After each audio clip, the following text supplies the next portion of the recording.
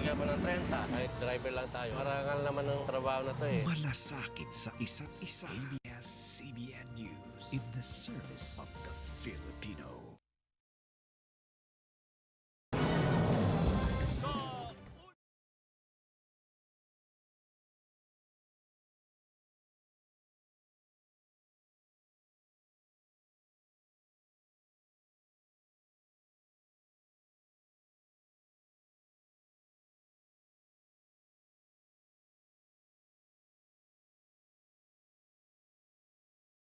Sa Cavite, nasira!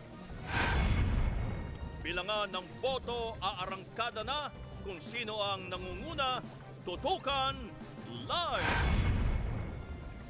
Kandidato sa pagka-mayor ng Quezon City na si Congressman Bingbong Crisologo at anak niya inaresto matapos manong mangialam sa operasyon ng pulis kaugnay ng vote buying.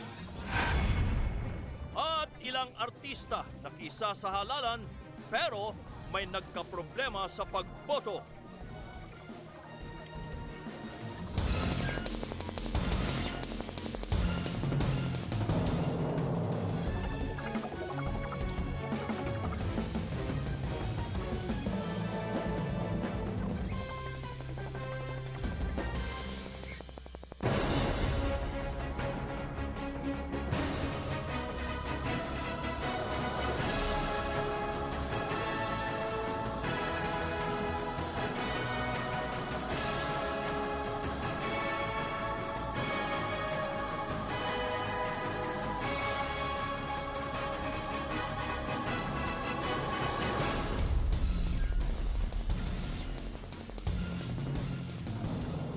Magandang gabi bayan!